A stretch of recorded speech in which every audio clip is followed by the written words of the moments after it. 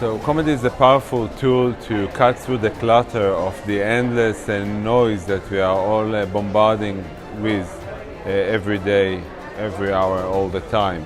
It's kind of like it's making it's kind of like the you know the term spoonful of sugar that makes the medicine go down. So comedy allows complicated issues to be more attractive for the listener. Well, I think the humor can be a useful tool to channel, especially the young and less interested people in politics and daily news that are very important.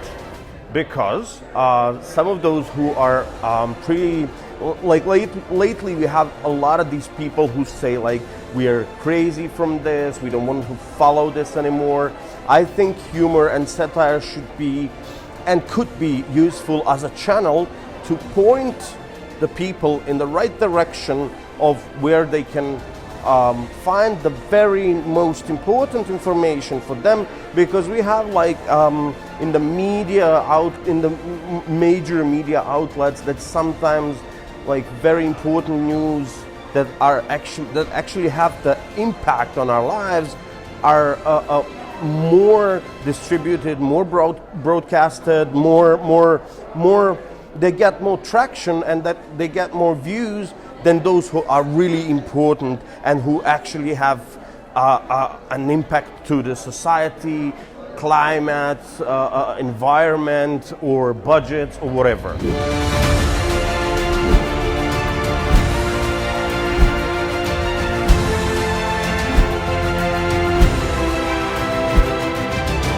I think the humor itself has a very healthy dose of sanity. So when something is really funny and it's appealing to people and they want to share it, it also means that it's probably true, because otherwise that wouldn't happen.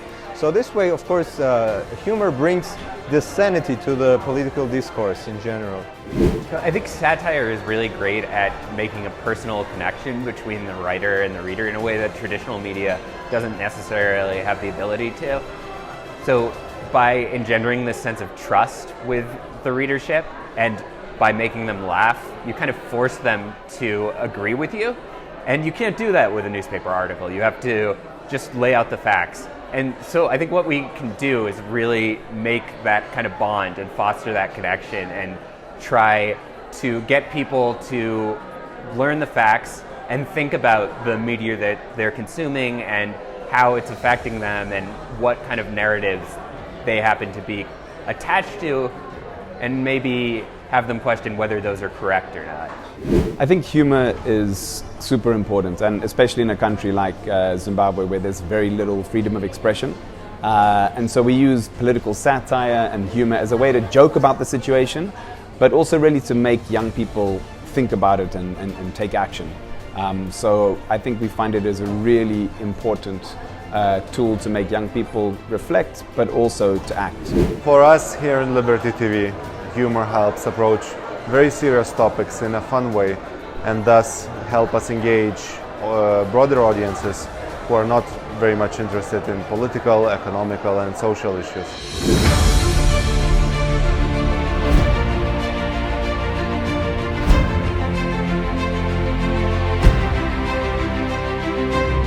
This conference was like eye-opening in a way that you see, well, it depends on what's your point of comparison. If you take United States, of course it's much more difficult to do political satire here, but then we heard the guys from Zimbabwe and it's a piece of cake to do it in Armenia compared to what these guys have to go through. Well, the problem is that Croatians are not very funny, so we don't do comedy out of humor, we do comedy out of spite and anger. I mean, that's basically everything that we do it out of spite and anger. We reached the finals of the World Cup because we were angry. So comedy in Croatia is an old and ancient tool to fight the oppression, to fight the power, to fight the government, to fight corruption. So the biggest problem is that when you say that you're a Croatian doing comedy, people who understand your language, for example, Serbs, Bosnians, Slovenians, and Montenegrins, they find that funny. Like Croatian doing a comedy, now that's a funny joke. So comedy is differently used in our country. It is used for the purposes of criticizing somebody, and people really, really enjoy that. So maybe we are not that hilarious, but it is because we don't want to be that funny. I think it's quite popular, and like in my country and in the region in general. It's a very popular way to deal with what's happening around people, and there are like quite a few comedians and not much written, but the majority of it is like sort of video shows about the topic, basically. Digital media gives satire and comedy an even bigger platform and many more different formats. I think that's what's amazing, especially with our work. We're able to produce political satire shows that we distribute on Facebook, YouTube, Twitter, and so forth.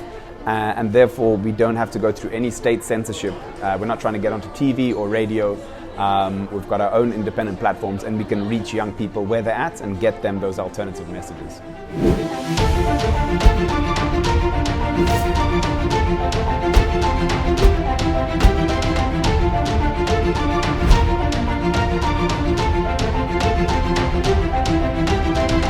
Digital media allows comedy to be more viral and to the message to come across more effectively in a shorter period of time. So you can, a joke can had much bigger amplifying power when it's being distributed by the audience. This year we had enormous protests that happened in Montenegro. 10 to 15,000 people were in the street, which is for a tiny little country with tiny amount of population, it's a big thing. So we were in the street and we didn't know what to do. Okay, we just needed to protest because of one crazy thing that happened. And then we realized, okay, we have no power, we have no money, we have no support of anyone, so we are on our own. So what we can do? We can make fun of these guys. So day after day, week after week, we were trying to respond on everything what happened. Whatever they do, we try to respond. I told you we didn't have so much a budget, but that's what really drives us in, so that we needed to, to be more creative. So yes, we use a lot of humor, and we did use digital and social media to help us. Digital media and all the tools on our hands makes the entry point very low. So basically everyone with a talent can start their own shows, and basically everyone can be a journalist of some sort. In Germany and in the US too, I don't think that social media and online access will ever truly replace face-to-face comedy as well. There's something about communicating and doing stand-up in front of a live audience that won't go away. But I think we can count on social media to help promote that as well, to help get people in the door.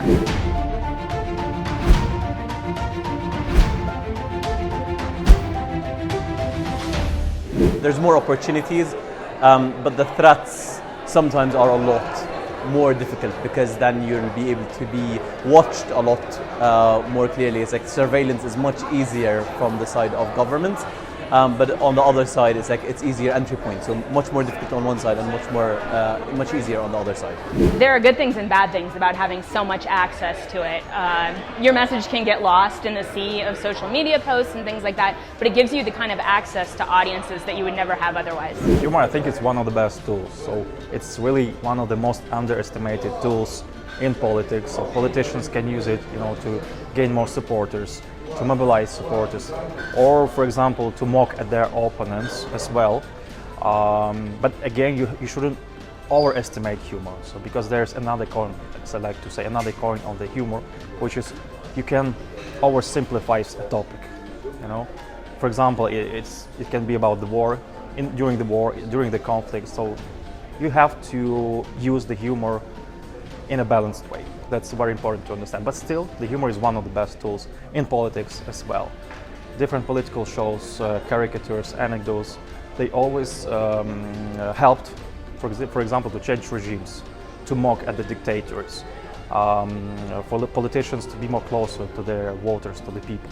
So yes, humor is one of the most underestimated tools, which has to be used as much as possible.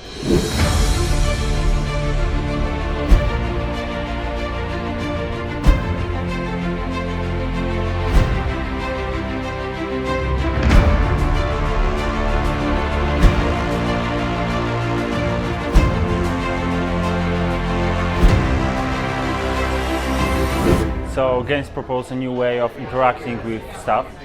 So basically I think they are still a little bit in the early stage when it comes to communication, and we are just looking out what we can do with the medium. But yeah, I think they give us a new opportunity to make people engage with the topics, right? Because like you have films which engage with story, you have music which engage with emotions, and then you have games which engage with gameplay and can hook your psychology around doing certain things, which then we as creators can exploit a little bit and make people more engaged. So I think messages and words and storytelling are so powerful in moving people because we're able to give people an experience. They get to vicariously live through another character, and it could hold up. Storytelling can hold up a mirror to your own life. It could open a window to a new world that you've never seen before, to people that you've never get to meet in real life. The amazing thing about gaming is it becomes a truly immersive experience where you're not just seeing the story play out, but you are the main character. So you decide what to do, and then you are the one that receives the consequences of your decisions, and you get constant fun feedback all the time. So that's really where the power of gameplay is. I think it's an intersection of strong messaging, of stories and gameplay that can really move people, and that's where we can start seeing behavior change. As I said before, behavior change does not happen by giving people information. Behavior change happens through having experiences.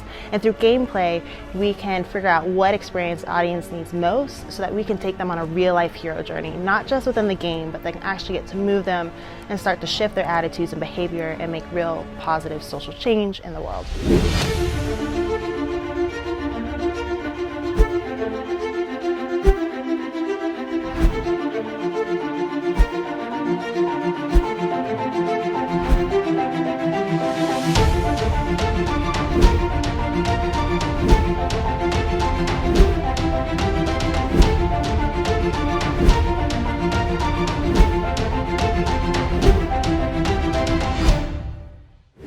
We are hardly investing time and resources into augmented reality because we are considering that this is the next tech, and many other giants in IT world also investing a lot of resources in this.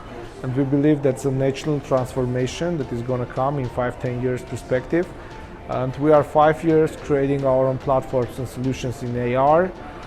Currently we are in maybe top 10 AR platforms globally, as we support all sorts of ARs, marker-based, markerless, and geolocation-based, which is like giving us the superpower to augment the content anywhere in the world and also to include into our libraries. Our main directions that we took, it's art, entertainment, and education. So we are working in these niches, and we did last year we did many big campaigns. I can say one of the biggest was the Van Gogh room, which get more than 10 million views only on the Facebook, and today I was sharing that cases with the others. And I consider that Armenia could really benefit from this, because this tech is sort of new for all, and if we will move fast, then this means we will be on the same start line with the others, so it will be nothing like we are behind. And currently we are really proudly saying that our app is becoming one of the leading in the niche in the AR world, and our focus is in future to support all kind of AR glasses and be available on all the platforms. My name is Jacob. I run a festival in Warsaw, Poland, which deals with games for impact, that is games that deal with important social issues, and there's a broad range of these kinds of games. From political ones, some games that deal with health issues, that bring forward knowledge about depression or psychosis, like a great game called Hellblade: Senua's Sacrifice. Recommend to everyone. And on the other side of the spectrum, we actually have therapeutical games used in medical contexts. such as VR applications for people with autism. So it's a very broad range of titles, and I would like to invite everyone to come to Warsaw and take a look for themselves. This is a conference for both games and humor, so you have something that gives you agency and engages you, and then you have something that can turn down barriers. And it is very, on these very rare occasions when somebody creates a game that is also a comedy, actually the impact is incredible, and you can actually use it to create anything and tackle any topic, even the very difficult ones.